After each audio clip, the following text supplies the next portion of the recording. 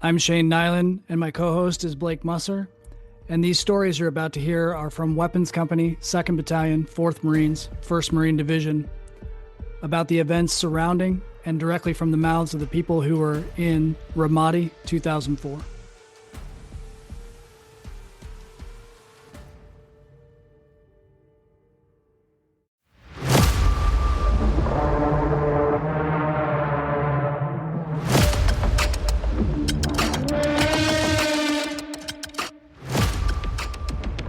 Let's tell everybody who you are.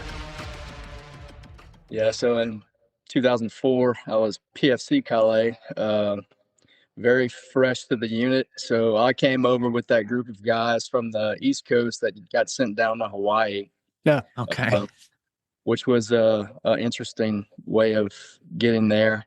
I just finished listening to Webster's yesterday, and he said we were down in Hawaii for like a week or two. And I remember only being there for like a day and a half, because I remember when they started sending everybody back, they did it in alphabetical order. And of course, my last name being a C, I was on the first wave back. So like we got there in the middle of they had some sergeants and some corporals that picked us up in vans from the airport. Yep. We'd been flying in Alphas for a long time from the East Coast. And we get to the airport. It was like 1 or 2 in the morning, I think. We get back to the base, and they just start throwing us in random Marines rooms. Yeah, so they started throwing us in just random guys' rooms. And the next morning, they woke us up, and they're like, yeah, don't get an Alphas, just getting camis. So they took us to chow hall. And after that, I remember standing in formation with outside of what I believe was the SIF. So I was like, well, this is weird. We're not even checked into the unit. They're going to start issuing gear. And Battalion Sergeant Major came out. And I remember him telling us, hey, gentlemen, he's like, I got some good news and I got some bad news for you. He said, the good news is you're going back to sunny California. And I was like, well, I can live with that. Anything's better than North Carolina. He said the bad news is you're all going to be in Iraq in a month. And I was like, oh, okay. Because to rewind a little bit, whenever we were in SOI, we had weekend liberty one weekend, but we didn't have off-base liberty. So we were all in the barracks sleeping in, and sergeant that was on duty comes in the barracks and he starts waking us all up and making us go downstairs in the barracks. And we're like, man, what the hell is going on? We get down there and there's a big screen TV in the barracks, and it's the footage of them literally pulling Saddam out of the mouse hole. Yeah. Mhm. Yeah. So in our minds, we're like, oh, well, the war's going to be over. Nope, it's far from over.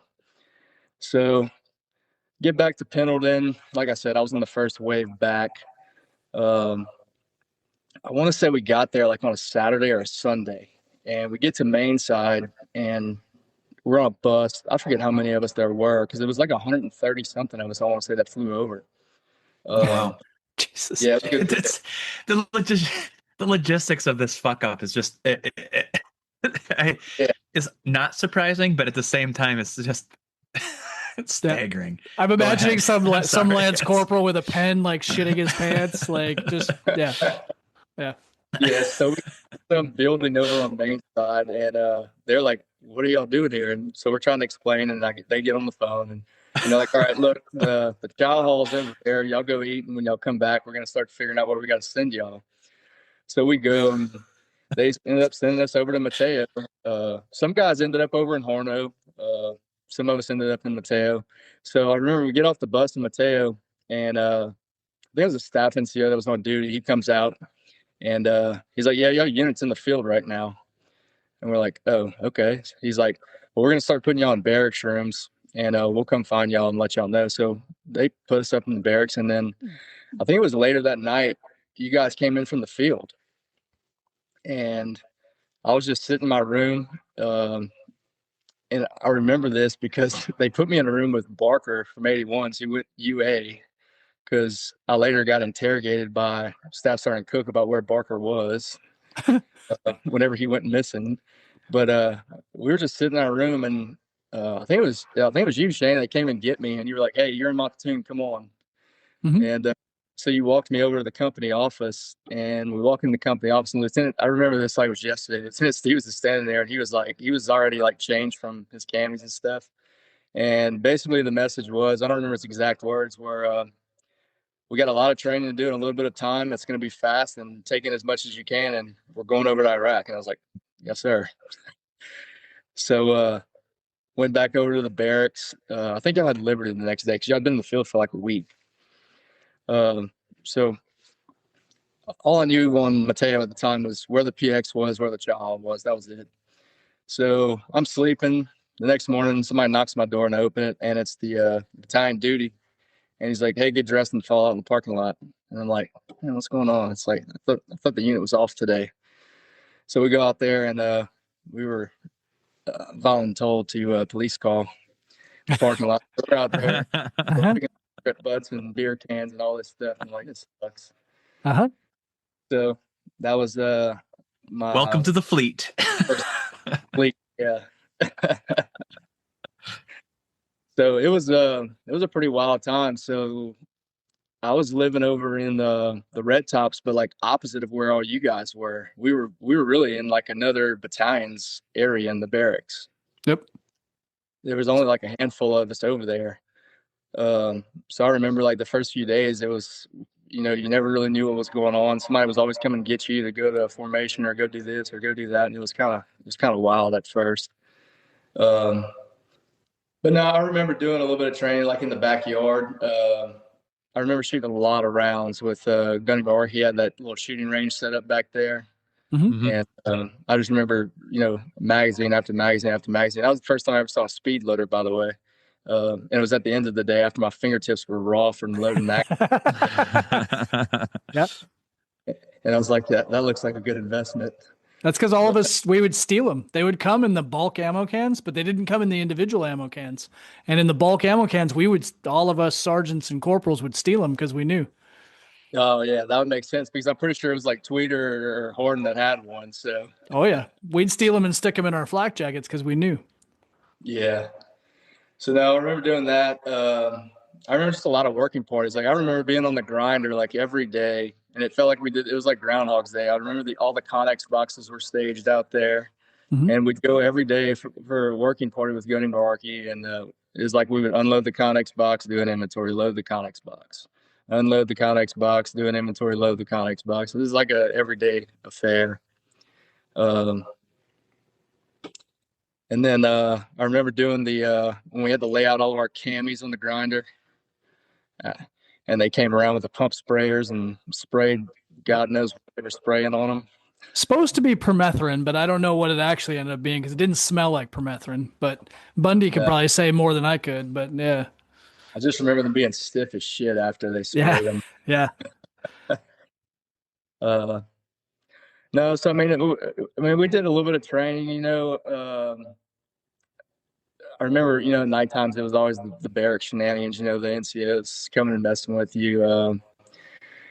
The field day shenanigans. I remember it was late one night, and I think it was like the third time we had failed our room inspection. And all of a sudden, there was a bunch of hoorah outside, and we're like, "Man, what's going on?" And they had I don't remember what NCOs it was, but they were tearing in the Neumeier and Morris, I believe it was, and they got caught lowering furniture off the catwalk with 50 cord. Yep. I remember that because I was on duty. So I was one of those. That was one of my few duty times, and it was. And because you guys lived in the other barracks, it was the other battalion's duty that came and found me, and like, "Hey, we got some of your Marines doing some stupid shit." And I was like, "Did you stop them?" They're like, "No, you need to see this." I was like, "Okay." And we come over there, and they've got either the desk or something, and they're lowering it down by 550 cord. And it was one of those things like where you're watching a toddler do something stupid where you don't want to say anything. You're afraid they'll fall off the stairs or something. So we didn't say shit until the piece of furniture touched down on the ground. We're like, "What the fuck are you doing?" Yeah. That was awesome. That was awesome. Yeah, that was pretty funny.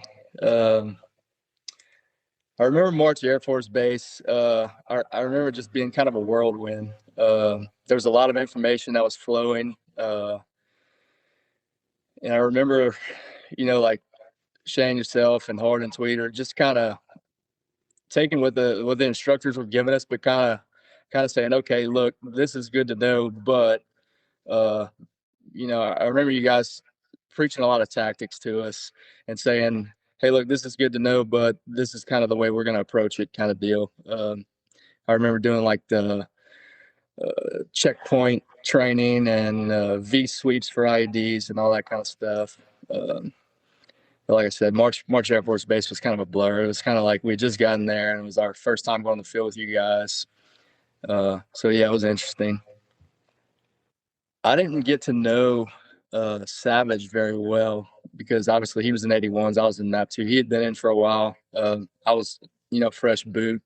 But whenever we convoyed down to, I think it was San Diego, to bring the Humvees to load them on the ship, I was Savage's A driver.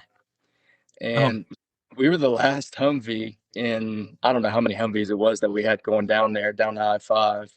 But I don't remember what officer it was. I know it was an officer that we all gathered around in front of the vehicles before we left Pendleton, and he gave us a brief. And if you have, trouble, you call this number, whatever.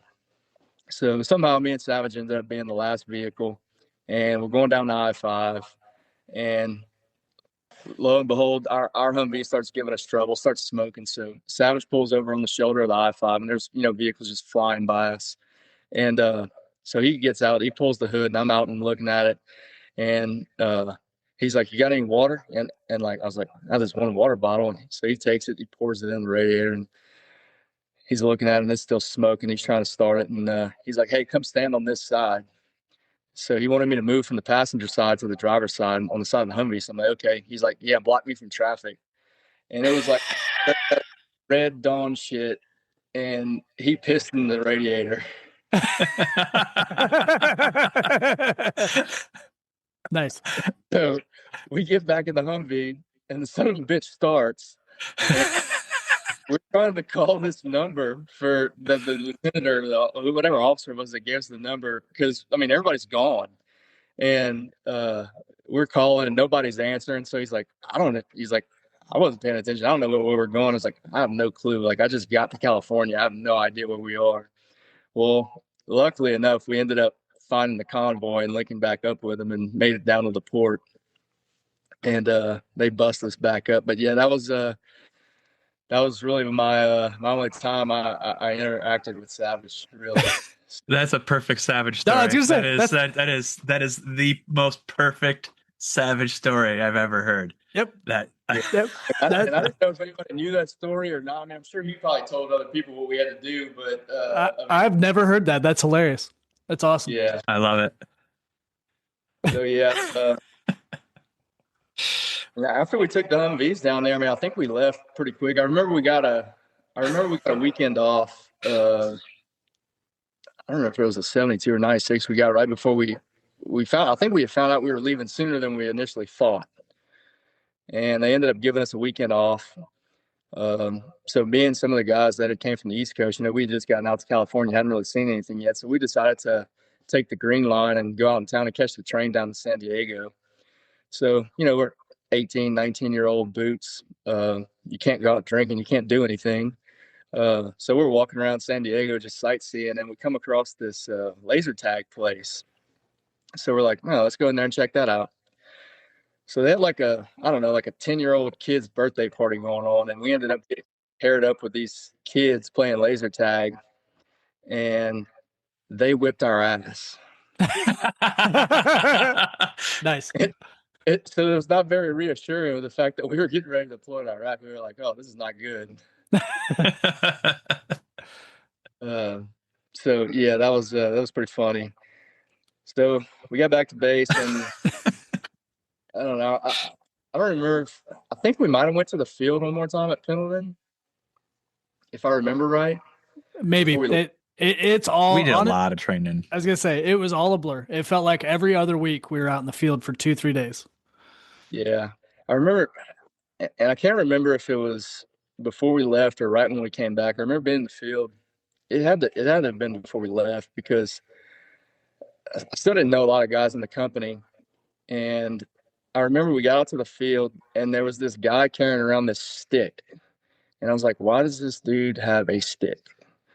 And come to find out, it was Hodges, and for whatever reason, he couldn't have a weapon at the time or something. I don't know what the was or whatever. Yeah. I just remember that like everybody was fucking with him about it, but it was funny because he was a Lance Corporal. I remember that, and he was just one of those guys that like I was trying to figure out like, okay, this guy looks older, but he's a Lance Corporal, but like nobody really messes with him. So it was kind of fun. His podcast about I didn't realize he had been in that long. Yeah. All the shit he had done and stuff. So that kind of made me chuckle whenever he was telling his stories. I was like, okay, now I get it. Now you have the rest of the story. But no, I remember loading up on the buses on the grinder to leave to go to March Air Force Base to fly out. And I mean, I didn't have anyone out there to like see me off or anything, like a lot of the guys that had just gotten to the unit. So I remember like when we got down there, we packed everything on the buses that we were bringing with us, and I just got on the bus, and I remember sitting there and watching all the older guys, like married guys, and the guys that knew people out there, and like they were just staying off the bus as long as they could until it was time to go. And I remember sitting there watching, you know, guys telling their wives and kids bye and all that stuff. And I remember I put my headphones on, I just put my head down. I was like, I don't want to watch this. This is terrible. I mean, it's, you know, who knows what's about to happen. And I was like, let's just go. So get on the bus and get over to March. And then the flight, I don't think we need to really go in detail on the flight. I think that's been talked about enough of how shitty that was. Yeah. It was cold, sitting on the stupid ass cargo nets, person across from you, knee in between your knees, and yeah, it's really uncomfortable. I do remember a couple of funny things from being at was it McGuire Air Base in New Jersey? I think so. Yeah, I'm pretty sure it's McGuire. Yeah, so I remember we got there and they put us in these quote unquote barracks, which is more like hotel rooms. They were fairly nice. Yeah. And I remember the next day we got up and we PT'd, and it was snowing, and the Air Force were looking at us like we were crazy. Well, we went to I don't know if it was breakfast or lunch that day. I remember going to the chow hall or whatever they call it in the Air Force. And we were sitting there eating, and this Air Force guy walks by, and he had an M4 Slum. And he walks by the table, and I don't remember if it was Tweeter or Harden, but it was like, hey, man, he's like, that weapon's hot. And the guy kind of looks at him like he's crazy. And he's like, hey, put your fucking weapon on safe. And the dude just kind of stands there and looks at him. And he looks down and he's like, oh, it's good. And like had a magazine in it and everything. I want to say it was Harden because he got pretty irate about it. And I don't know, I thought it was pretty funny. And then I think it was later that day or maybe the next day, it was me and a couple other guys. We went to the PX. And we were in there just, you know, buying stuff and walking around. And these two Air Force officers walk up to us, two female Air Force officers. I have no clue what their rank is. I knew they were officers. I could tell that. And they were like, hey, can we touch y'all camis? And they're like, what? And they're like, yeah, we haven't gotten the digitals yet. We're going to be getting new uniforms. What do they feel like? And they're like touching like our sleeves and our camis and stuff. I was like, all right, this is fucking weird. But, no, that was Marines were basically animals. I was gonna say, yeah. Can I pet your fur? Look, the zoo. Yeah. Yeah. The zoo came to us. That's awesome. So yeah, we finally get back on the plane, and I don't remember. I've heard different stories on different podcasts, but the only other time I remember us landing was in Germany, and I've heard different guys say different timelines. I've heard some guys say that we were there in Germany for a couple of days, one day. From what I remember, I feel like we were only there for like a couple of hours, and they came and they're like, all right, the plane's good. And we were like, wait, what? We were grounded for like 3 days the last time, and now it's like 30 minutes and we're good. Yeah. Yeah, it's all a blur to me. I would love to have an official recounting of what actually happened. It felt like to me we were there a long time, and there was a couple guys who were super sick, and that's the only reason why I remember is they were super sick, and we were worried and discussing whether or not we were going to take them to the hospital. That's the only reason why I remember we were there longer. Yeah. I remember there. I remember the corpsman and trying to like care for the guys that were sick and stuff like that. I do remember that. Mm-hmm. But no, we finally got back on the plane and finally landed in Kuwait. I want to say it was like early morning, maybe. I think it was still dark maybe when we landed. Mm-hmm. I remember getting bussed over to Camp Victory. Camp Victory was a blur. I remember being there for a couple of weeks. It seemed like. I know they bussed us over to the port one day, and we picked up all of our Humvees and brought them back to Victory and started outfitting them. That was really all a blur, though. I mean, everything was kind of moving quickly at that point.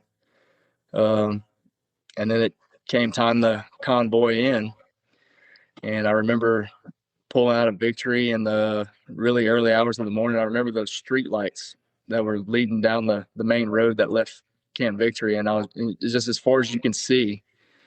And I was like, well, this is it. Here we go. And it was cold. I remember that. Those half doors didn't hold a lot of that engine heat in the cab. Yeah, that's for sure. I remember driving in the middle of nowhere, seeing nothing but desert. When it finally got daylight, pissing in water bottles while you're driving because convoy wasn't stopping, and we were the last vehicle in the convoy. That seemed to be my trend so far. So yeah, and Webster were pulling up the rear, and I remember it was boring because there was just nothing. Every now and again you'd see like a little shanty or outhouse or something, but there was really nothing but desert. I remember I was getting kind of tired one day, so I let Webster drive for a little while, and that didn't last long because Webster couldn't drive for shit. In the back seat, so I was like, no, and it was warmer on the front seat too, so I was like, nah, I'll go back to driving. But no, and I remember whenever we rolled into Ramadi, I mean, we had been told how big of a city it was, but it was kind of, I don't know, I guess maybe hard to believe. Being that we just came through, we saw, a couple of little towns on the way in, but whenever we got to the city and saw how vast it was, I was like, wow. I was like, I did not expect this. And busy, a lot of people moving around. And then I remember driving in Hurricane Point, and we pulled in the gate inside the walls and saw the hooches, and I was like, this is it? Yeah. Not a lot here. Uh-huh. But yeah, and so when we got there, I remember the whole unit not being there when we first got there. And I honestly didn't realize until this podcast started that there were so many guys that flew up. I thought everybody convoyed up. Yeah, but I had no idea because all of us, we all drove in the exact same convoy. So I had no idea that anybody flew up. Yeah, I mean, I just chalked it up to, PFC not knowing shit. But, I just kind of assumed that everyone drove up. So, yeah, that was news to me that they had so many guys that flew. And I remember after everybody did start piling in the Hurricane Point, because it was pretty quiet whenever we got on there. There was really nobody on there. Yeah. I mean, we were the first convoy that made it there. There was, I think Staff Sergeant Drake was there, and maybe Gunny Merarkey. Somebody else was there as part of the advance party who was there a week prior to us or 2 weeks prior to us or whatever. And that was it. And they were staying over in the palace temporarily. They didn't even move over to those shitty shacks that we lived in. Oh, yeah. Yeah, I do remember Staff Sergeant Drake kind of meeting us and saying, hey, the map 2, that's y'all. That's going to be y'all hoochie over here. And whenever we started parking the Humvees and walking in, we were like, wow, okay. Which wasn't so bad, I guess. Then whenever we started, the left seat, right seat with the Army kind of started, and I managed to sneak my way into one of those one day with Tweeter. Me and Tweeter, I think Imai came in with us. We piled in the back seat of a Humvee with the Army guys, and we were just flying around town, and they were just kind of pointing out, different things, areas you want to stay away from. And we stopped somewhere for not an extended period of time, but for a little while. I want to say it was somewhere off Nova, and they were just kind of showing us, some of the area. And I'll never forget this. The sergeant that we were with from the Army, he had a real raspy voice, and I could hear, he had his headset radio so loud, I could hear all the traffic that was coming over it. And somebody kept saying, "Hey, this dog." They kept talking about this dog, and I could hear the dog barking, or like somewhere around us at another Humvee. And the sergeant asked me, he's like, "Did it bite you?" And he's like, "No, but he's pretty aggressive." And he's like, "I'm gonna do what you got to do." And one shot rang out, and then I didn't hear the dog anymore. So that was my left seat, right seat experience when we first got there. Nice. That was your first engagement with the enemy. Yeah. Savage dogs. They were everywhere. Yeah, and then after that, it was kind of like we just, I don't know if the rotation got established right away, but it seemed like we just kind of fell into, all right, this is what you're going to be doing it. And I don't really remember when the actual rotation started, but it seemed like we kind of got right to it as soon as we got there. I remember I remember the morning IED sweeps, and at first I just kind of thought, all right, well, we were kind of doing it down Michigan. It was the main route, and all right, we got to keep it clear so we can keep logistics flowing and all that kind of stuff. But then after a while, it was kind of like, this is, especially after we got hit by a few IEDs, it was like, okay, this is kind of dumb. Like, there's got to be a better way to do this or something, you know? But yeah, I remember the early days in the morning IED sweeps. And then you might have to refresh my memory on this, Shane. The IED that your truck got hit by whenever we were on our way to combat outpost at night, going to prep for a raid, was that before April 6th? Yes, that was basically the night of between March 17th and March 18th. It was at about 00:30 on March 18th. Okay. Yeah, I remember what we were doing. We were going to combat outpost to stage, say raid, and we were driving down Michigan, blacked out. And you were a few vehicles behind me, I believe, because I think we ran second pretty much the majority of the time. Yeah, we were truck 5 out of 6. Yeah, so I remember driving down Michigan, and we weren't really flying, but we weren't going slow either. And there was no traffic out because it was late. And I remember my MVGs just whited out, and then all of a sudden I felt the compression of the explosion, and I remember thinking, "Holy shit, what was that?" And it took me all about 2 seconds to figure out what it was, but it was even though it wasn't even close to our vehicle, I know I just feeling the overpressure of it, the compression. I was like, wow. I was like, well, that was freaking scary. And I remember big boy getting out and running around and checking on everybody, and I guess once we figured out that everybody was good enough to keep going, we made our way over to combat outpost. But yeah, that was definitely a wake up call and a reality check of what we were in for. Yeah. And I don't remember much about that raid that night. After that, I think we just did the raid, and I think we went back to Hurricane 20, if I remember right. That's what I remember, but I was heavily concussed and exhausted from not sleeping. So it's kind of like a in and out. Like, I remember 3-second clips of what happened. I remember talking to Sergeant Major Booker because he came over to our vehicle because we had a tow up, and he wanted to look through the tow site to look at the raid site. And then I remember Radsky changing the tires on the vehicle, even though he was concussed too. And and then I remember 81s did the raid portion of it, I think, or maybe it was Golf Company. I don't know. I can't remember, but I feel like it was 81s, and they found deck cord, and the old lady was using deck cord as a clothes hanger. That was the biggest thing I remember is she was using it to hang her laundry on. Yeah. Yeah. I remember that. I don't close. But yeah, so that was our first IED experience. I forgot. I don't really remember a whole lot in between then and I guess April 4th, whenever Morris was killed. I don't know. I guess that time period was kind of a blur. Everything was happening so quickly. Yeah, I mean, there's a couple of things that maybe you'll remember that we were responding to specifically. There was the bike IED that went off and caught Worth, and he got wounded, caught him in the eye, That was with and Sledgehammer. yeah, Yeah. and we came out as QRF. That Okay. was that was 2 days after the IED went off on our convoy. And then the next thing that we responded to was when Echo Company had a guy killed on a foot patrol by an IED.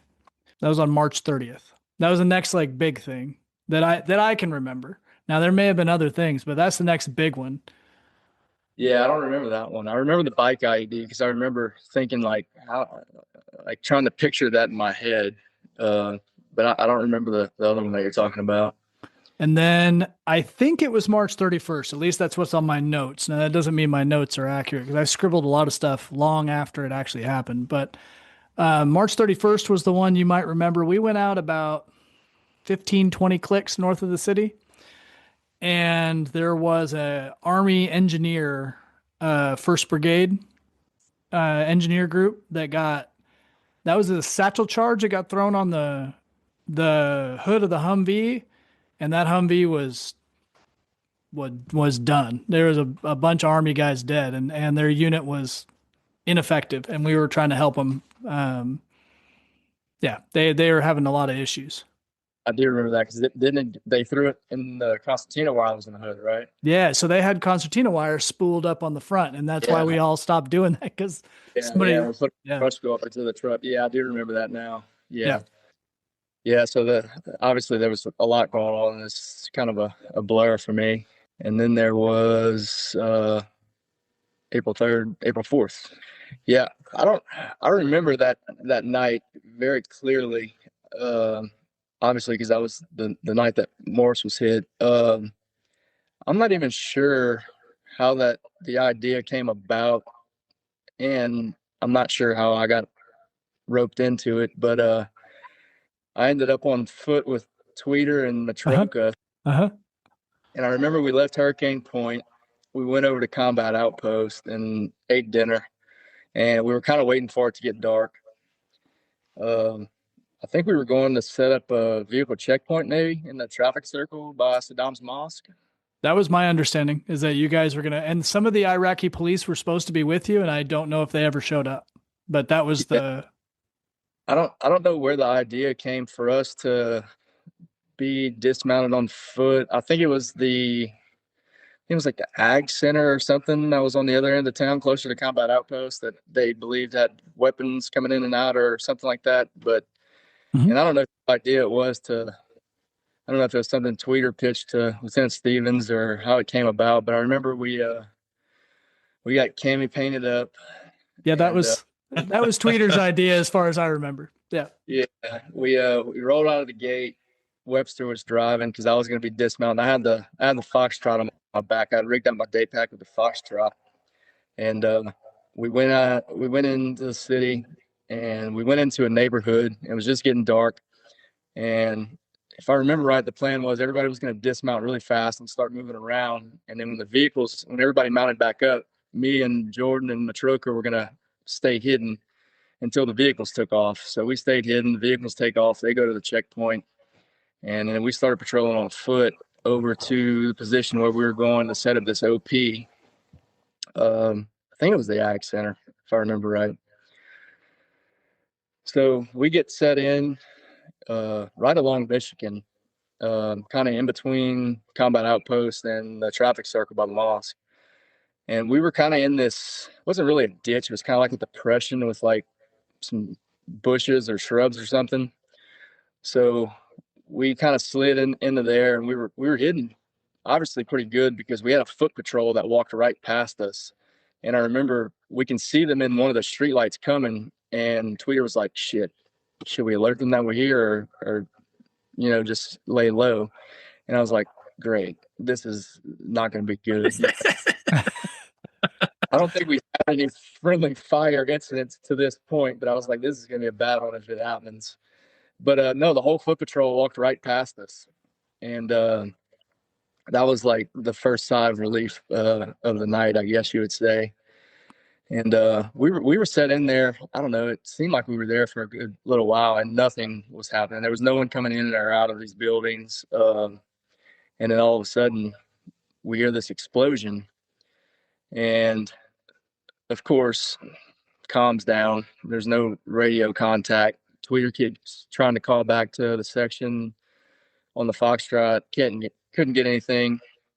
So we can hear traffic, but we couldn't get anything out. So all we could gather from what I remember was that somebody was hit. We didn't know who it was, didn't know what was going on. So Tweeter made the call. He was like, "Hey, we're gonna go. We're gonna start making movement to their position." So we just start booking it down Michigan, and we were actually running down the opposite side of the Jersey Wall in the middle of Michigan, and all of a sudden this car just comes screaming out of an alleyway to our right. So yeah, we were running and we fell behind the Jersey Wall when this vehicle comes pulling out, and we can hear them. It's, you know, their windows are down. We can't see into the car because I mean it's pitch black, but we can hear them screaming, you know, in the air because it was guys screaming. And so we're laying down against the Jersey Wall, and we're like, oh shit, they had to have seen us. We were running right down the middle of the street, you know, and they're yelling and yelling, and all of a sudden they take off back towards the direction of the traffic circle. Well, while we're on the ground, I don't know if Tweeter grabbed the antenna or if he leaned up against me, but all of a sudden he started getting Randall on the radio through his PRR, through his headset. And so he starts trying to radio to him, and still, no, that we can hear them, but they can't hear us. So we get up and start running again, and we're booking it for a good little while. I remember my heart was pounding, and all of a sudden this Humvee comes out from behind us, and they scream up to us, and the door opens, and it's Randall, and he's like, "Hey, get in." So me and Jordan Matroka open the back door of the Humvee, and we go to jump in, and I remember Bundy sitting back there because I remember we opened the door and I just see Bundy's face, and he's just like blank stare. And like I said, I mean, it was dark. So we get in the Humvee, and as we're driving, you know, every now and again you get a street light, and I can see this glistening in the Humvee, and I realize it's blood. There's blood everywhere in the Humvee, and Randall's trying to talk on the radio and trying to explain to us at the same time what's going on. You know, hey, Morris was hit. We had to evac him. We got a vehicle down. We're trying to get back to the rest of the section. So we pull up, and I remember I think Cohen was still there. I think if I remember right. Yeah, they stayed on scene. Cohen and Miranda. Yeah. Cohen was getting down his leg, and Miranda was kind of a little messed up. And I remember seeing the Humvee, and I was like, it didn't look that bad at first. And then that's whenever I think you guys showed up because y'all were somewhere else, I believe. Yes. And I remember, you know, y'all start talking about putting the plan together. All right, we got to get this Humvee out here because we were just sitting ducks in the middle of this traffic circle, big open area. And that all happened, you know, pretty quick. It felt like I think we had a strap or something that we ended up pulling the Humvee back with.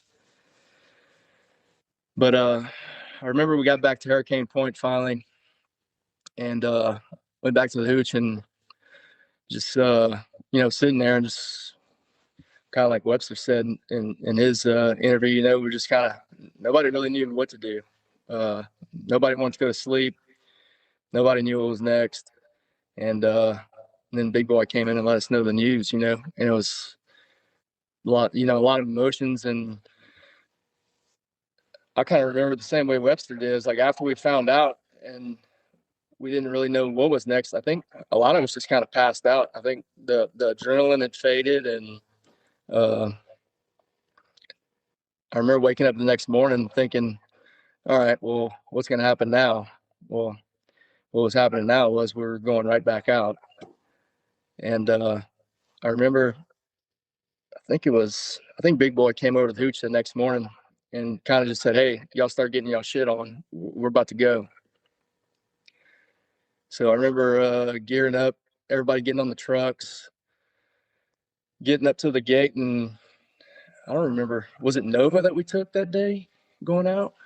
Yeah, so initially it was Michigan. We banked left and took racetrack.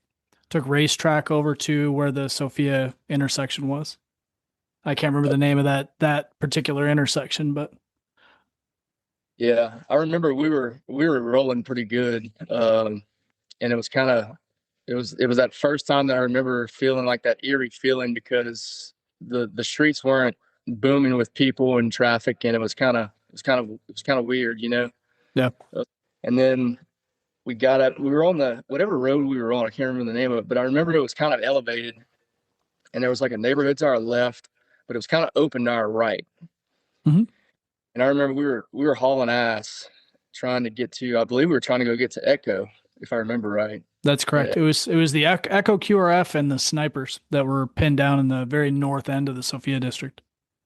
yeah. So I remember we were moving pretty good down this road, and all of a sudden we just got opened up on from our left side. And I remember, I think we were the second vehicle again. Randall was in the lead; he was navigating. Yep. And I remember whenever we got ambushed, we had those stupid half armored doors. And I remember just hitting the brakes and laying over to my right over the radio mount. And when I sat back up, we were sideways in the road, and the road was not very wide. So we still had to do like a 3-point turn to get turned around. Yeah. And when we finally got turned around, your vehicle and all the vehicles behind us, I mean, we're basically already engaging.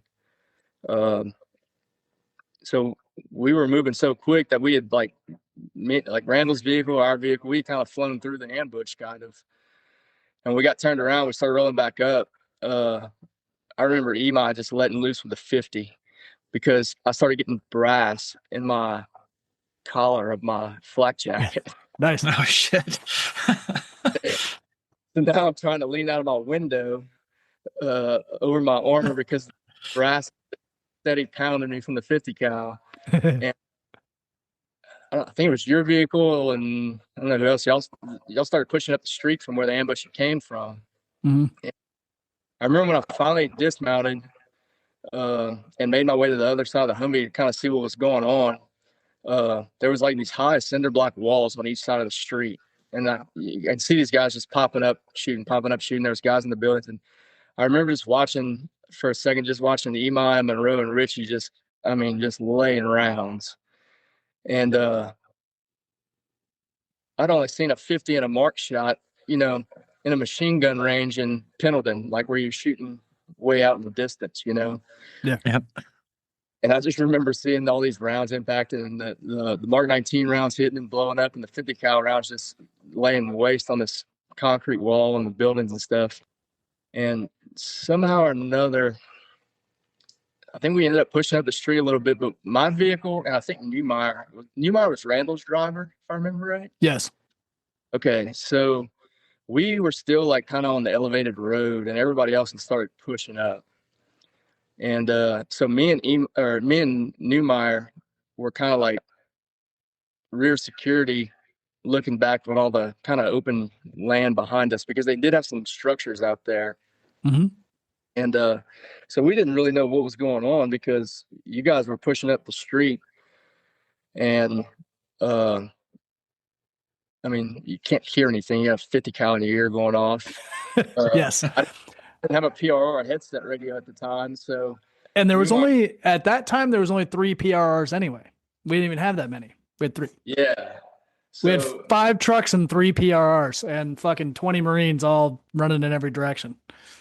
yeah, so Newmeyer was like, "Hey, we're gonna sit tight right here and just hold rear security for the gunners because our 2 guys were still kind of elevated on the street." And so I remember me and Newmeyer were sitting behind the Humvees. We were on a knee, providing rear security for the gunners.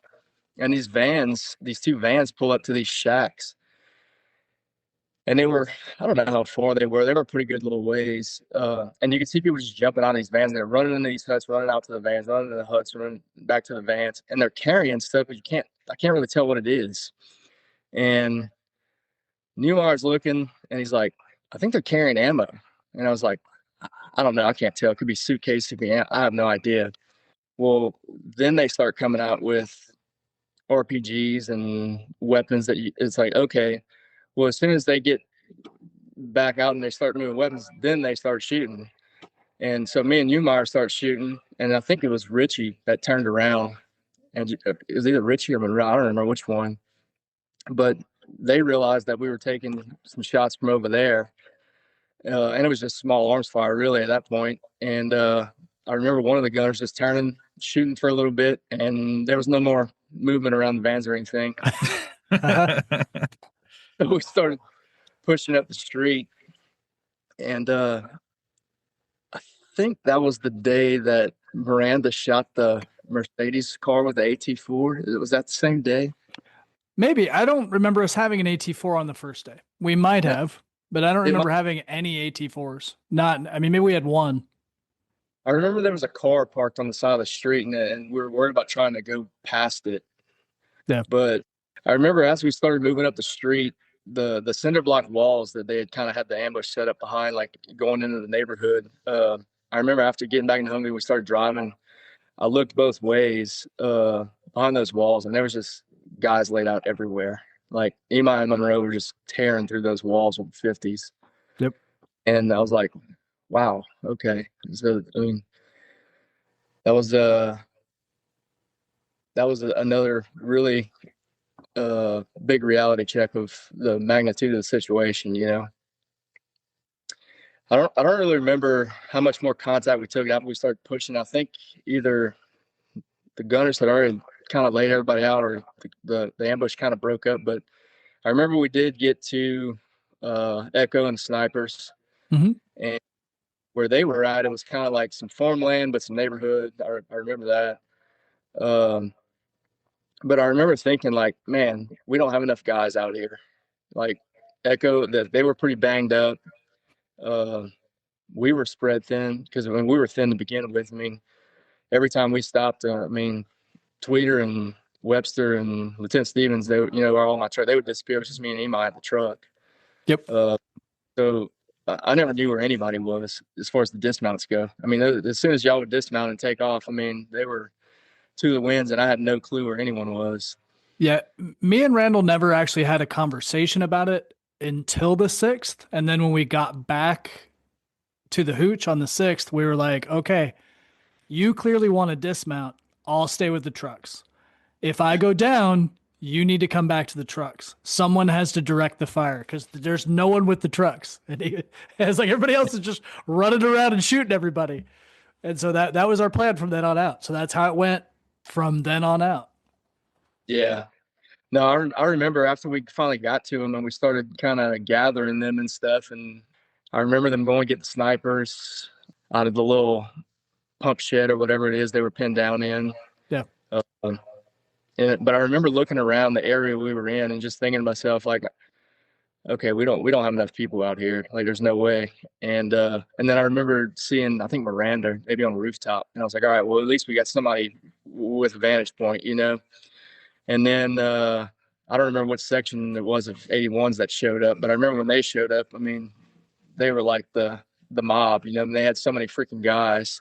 Yeah. Whenever they dismount, and I was like, all right, well, that makes me feel better. We got a lot more guns in the fight now. Yeah. But yeah, I remember, you know, just casualties being loaded up and Humvees taking off and bringing guys to combat outposts and all that. And then all of a sudden everyone's like, all right, let's mount up, let's go. And we, I think we went back to Hurricane Point after that. We did. Yeah. Yeah. That was, and we were basically out of Mark 19 ammo by that point. I didn't realize that on the 6th.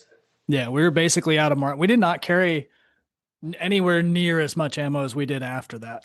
And we were nearly out of Mark 19 ammo. And yeah, we were all regrouped back at Hurricane Point after the CASEVACs to Junction City, not to combat outposts, but yeah, either way. Yeah, I didn't realize that we were running low. The 7th, I remember going out of the gate on the 7th. Just real quick before you switch to the 7th, and I only want to ask how, and this is something that both Blake and I have asked a lot of people about a lot of different vivid memories. How many enemy KIA and wounded do you think you saw on the 6th? Just a guess. On the 6th, I mean, the guys that came up in the back from the vans, I mean, there had to be at least 8 or 10 of them. And then whenever we drove into the neighborhood off that elevated street and we passed those cinder block walls, I mean, I couldn't even tell you how many guys were laid out behind those walls. And no telling what was in the buildings, you know? Right. As we moved up that street, I mean, we stayed taking contact for a good little while until it finally just kind of, I don't know if we killed them all or if they started to disperse or what, but I mean, I think both. We killed whoever stayed and then a bunch left. Yeah. yeah, I mean, if I had to guess, just from rough estimate of what I maybe saw, at least 30, yeah, if not 50, just right there in that initial contact that we took. Yeah, I only say that because if I would have to look back again. I have one of those little like green books that have all your information when you're a sergeant of Marines, right? And I think we were 22 people, and then we had the CO and Baxley and Pryor, so we had 3 extra. We had 25 Marines total versus a minimum of 50 enemy, probably more, right? So we were easily outnumbered. And there was a Dishka on one of those roofs, so we were equal gunned, if not outgunned. I don't know. I just find that interesting from a perspective standpoint. And we fought up. If you look at the map, we fought up at least 3 kilometers total before we started taking lighter contact where we could actually break. And Rainmaker joined us, and we pushed up to where Echo was. So 3,000-yard fight, outgunned. I was just curious about what you saw, because that's about what my estimate is at least 50 on the first day, and maybe more. Probably it might have been more than that. Yeah. Well, and do you happen to remember what it felt like coming back to Hurricane Point on the 6th? That'd be my only other thing I wanted to ask you.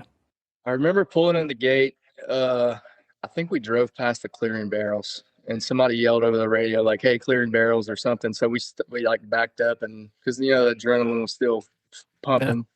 Yeah. I remember getting out on Humvee and cleared my rifle. I remember we got back to the hooch, and I think Gunny Markey came out and he was like, "Hey, let's get restocked." And so we had to clear brass out of the vehicles first before we can start reloading any cans of ammo or anything. It was just brass everywhere. So I remember clearing brass, which felt like forever. And then I remember just loading ammo can after ammo can after ammo can. And getting water back in the vehicle, and then I was about to walk in the hooch, and I think it might have been Tweeter was like, "Hey, did you reload your magazines?" And like for whatever reason, it just like never crossed my mind, and I was like, "Oh yeah, I want to do that." That was probably the first time I realized like how much we had actually shot. Yeah. Whenever I started pulling magazines out of my drop pouch and then checking all the ones that were still in my pouches, and I was like, "Oh, okay, well, we might have been in that for a little longer and did a little more shooting than I thought we did." But I remember like whenever we finally got done with all that and we sat down, probably the biggest sigh of relief I've ever felt in my life, probably. Yeah, that's pretty accurate. I remember going to the chow hall that night and just sitting there. We were all eating as a platoon, and everybody was telling different things that they saw. Because I mean, obviously, when you start pushing down the street like that, I mean, guys in the front are seeing different things than guys in the back. The dismount around a lot, they're seeing things that the guys that are standing out by the trucks aren't seeing. So I just remember hearing everybody's stories about what they saw and that kind of thing. I remember being extremely tired. Like after we ate chow at night, I remember going back to the hooch and laying down and just being exhausted, thinking I probably should drink water because I don't remember drinking water today. Yeah. No, that might have been one of the few nights where I went to sleep not worrying about indirect fire coming through the canvas tops on the hooches. It's passed out that night. If you like what you've heard, this is a multi-part episode. Make sure you listen to the rest of the story.